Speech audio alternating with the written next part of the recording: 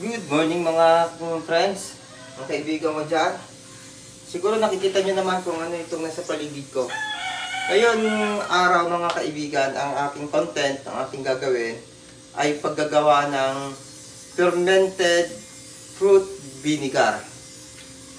At sinabi ko naman yan na may ganun tayo proseso na mga content na gagawin kasi yung production natin ng plantation ng aking garden which is vine or grapes vine, hindi lang fruit, berry na ano portable ang napoproduce ng iba't ibang uri ng variety ng grapes. Katulad nung sa aking katoba,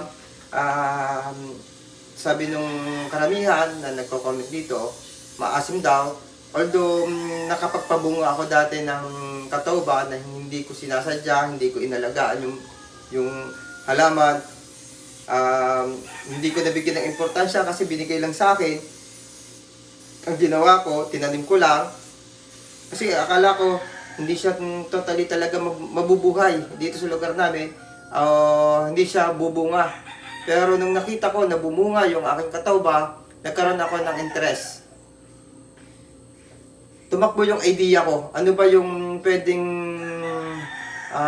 ikabubuhay ko sa produktong ito? Naisip ko na dahil nung tinikman ko yung bunga, something may aroma siya, napakasarap para sa akin, pero taste sour talaga siya, maasim siya na basta may something na mabango. Naisip ko na magandang gawing suka. Nag-research ako kung paano gawing suka kasi may mga idea naman ako kasi nag-organic ako dati, nag-peppermint ako ng ng mga produktong pang-organic. Ayun, alam ko na may fermentation for vinegar. Kaya nag-research ulit ako, inalam ko, at yun nga, sinubukan kong gawin, at nakita naman doon sa vlog na na nakaraan, gumawa ako ng fermented apple mango vinegar. Ito na nga siya. Yan alos na ubos na, konti na lang. Siguro itong gagamitin ko na ito na mother vinegar sa isang dito ko gagamitin. Tama. Ito gagamitin natin. Ito 'yon, Ito na lang natira kasi pinamigay ko na sa mga kapatid ko. Talagang masasabi mong napakaasim nitong sukang na to. Maasim talaga. Maasim talaga. Okay siya, masarap. Sabi nga nung kapatid ko, taste special, taste exactly for another product. Saktong-sakto na daw. Tapos meron pa akong isa, kasi may mga sinasabi akong iba't ibang klaseng pagpe-ferment ng vinegar. Itong isang ito, produce. Ito, mas nagugustuhan ko yung proseso nito. Kasi nasanay ako gumawa ng good bacteria para sa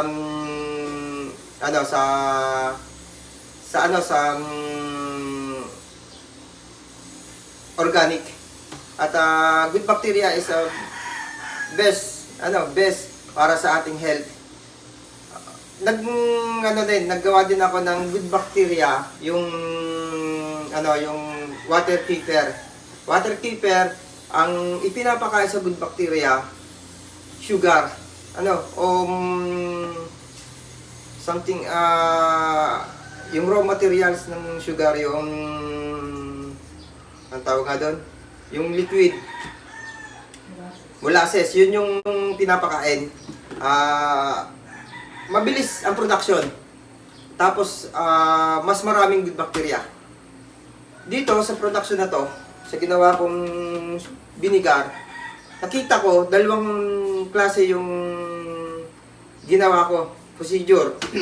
Ito na nga, yung nagpapakain ako ng sugar sa good bacteria sa napuproduce natin. Ang bacteria kasi napakabilis niya mag-multiply. At ang bilis ng proseso nito. 2 months. Napakaasim. Meron akong isa pa. Ito, mother vinegar na ginamit ko. Commercial yung mother vinegar na ginamit ko. Binili ko apple cider vinegar. Mas matagal ang fermentation. Actually ngayon, yan, babago pa lang babago pa lang siya nawawala yung fermentation, pero napakaasim na rin. Ipapakit ko na rin ito. Okay na to.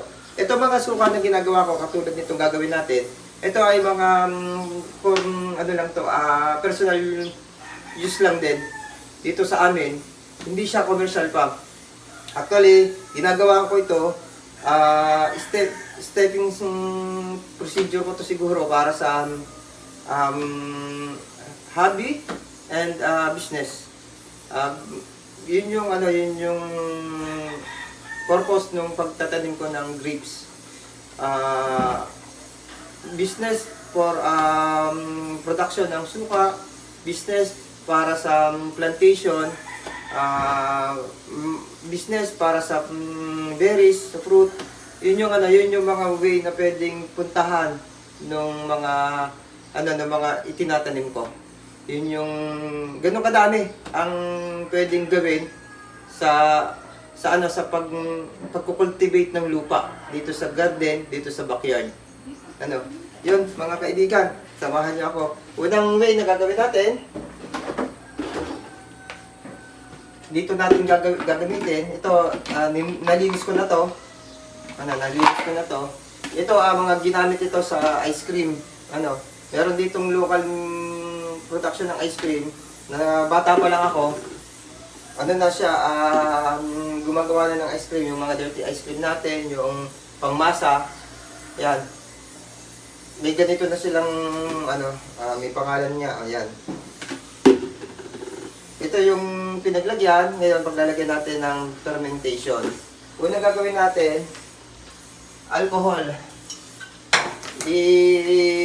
Natin to, disinfectant ng alcohol.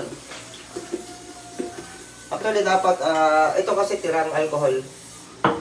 Dapat, mas mura mas mataas yung percentage ng alcohol. Ito 7.5% lang.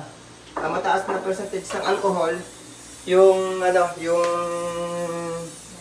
lambanog, mga kaibigan. Mas mura pati siya. Pang lang siya, pang disinfect lang. Ayan.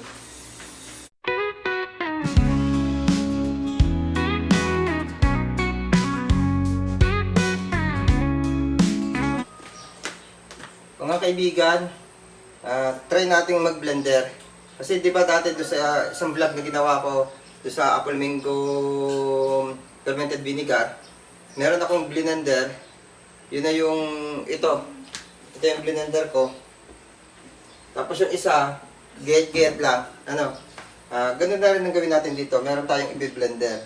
Siguro yun na subukan natin. Kasi dudurugin din natin para kumatas eh. Gamitin natin blender natin. Ayan.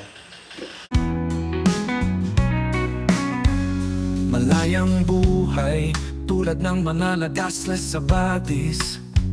Simoy ng hangin humahampas sa dahon ng mga ubas. Tumutulong tubig dahil sa magdamag na kadiliman ang inaasam na. Guys, natapos natin ng i-blender. Dito na. Ito, gagamitin natin mother vinegar. Ito yung jelly nitong ginawa natin suka na apple mango. Siyang gagamitin natin ang mother vinegar para maging pattern siya nitong ginagawang suka. Ito yung gagayanin niyang asim.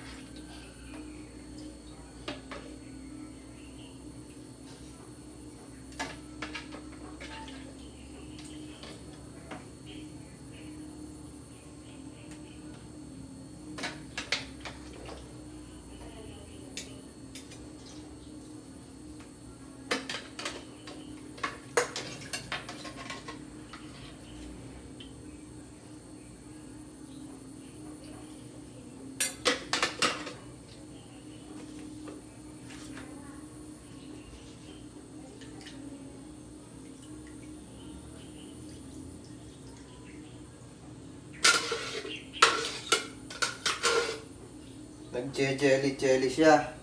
Ayan yung mother vinegar natin na gagamitin.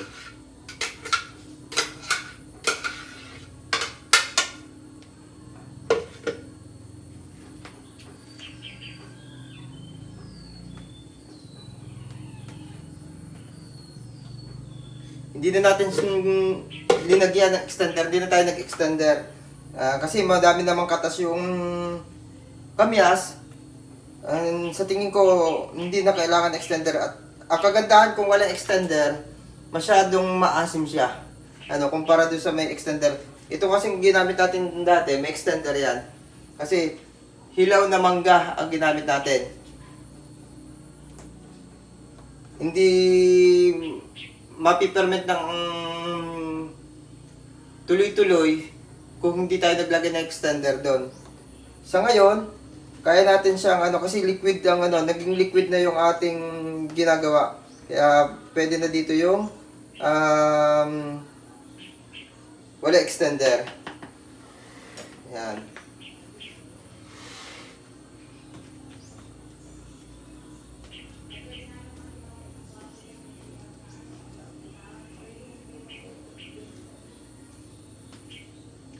Ang tinitingnan ko lang dito mga kaibigan, baka magano to, baka umawas.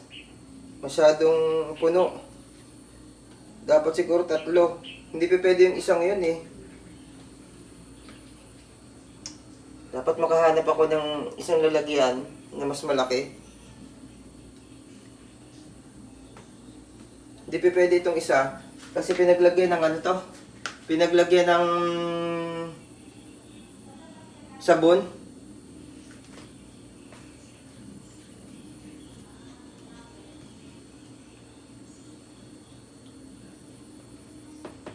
Kasi pagka may good bacteria na ito, bubula ito eh.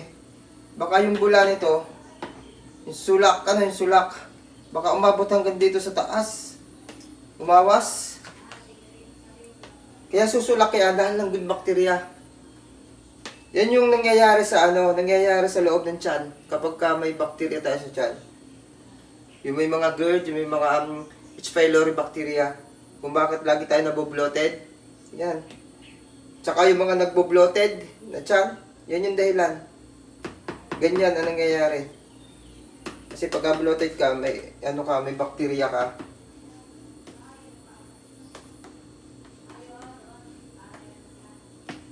Ito, magbula na agad tong isa. Guys, pakita ko sa inyo ha. Ang tindi ng ng good bacteria ng ating tinanggal na vinegar. Yan bumubula na agad. Yan bumubula na agad. Ibig sabihin, kalalagay lang natin, nag-start na agad siya mag-ferment, ng fermentation niya. Lalo na tong isa. Ayan ang dami ng bula. Ang lakas ng fermentation niya. Pakita ko sa inyo sa sunod na video clip kung ano yung lalagay natin na Manila paper ba yung tawag doon? Yung brown. May binili kasi ako. Hindi ko lang alam kung saan ko na isingit. Hindi ko agad na ilabas kanina. Wait lang natin. Eto na mga kaibigan ang ating na-produce. Ang ating i-ferment na na fruit fermented vinegar na kamyas o kalamyas. Nakita na ako ng isa pang lalagyan. Hindi pwede kasi yung dalawa.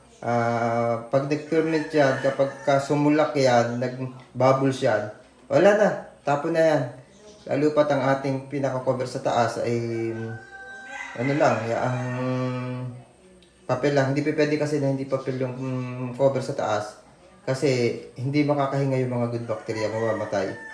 Habang nag-ferment, yan ang ating titingnan din natin katulad ng nakaraan, 3 months, pero hinango ko ng 2 months. Okay na siya sa 2 months. Tingnan din natin kung 3 months o kung kakayanin ng 2 months. Yan lang. At syempre, magliligpit na ako ng aking mga kalat na ginawa habang nagpiperment. At ito, lalagay natin to sa lugar, malamig na lugar. Doon ang lagayan ng mga piniperment. Bye-bye at God bless you. Paki-subscribe, paki-comment lang po at paki-share ng ating video. Subaybayan nyo o panoorin nyo rin yung susunod na ipiperment natin. Iba yung procedure ng prutas na ipiperment natin. So, susunod yung rambutan na pinakita ko din kanina doon sa isang video. Pakisundan yun. Kasi yun ay gagamitin natin ay sugar. Ito ginamit natin ay mother vinegar. Sige, at buo-buo natin, tatalupan lang. Basta panoorin yung susunod na video. I-video ko din, i-vlog ko din yung procedure kung paano natin gagawin yung pagpiperment ng prutas na rambutan na may buto. Hindi siya tuklapin kaya diretso pati buto kasama sa ipiperment natin.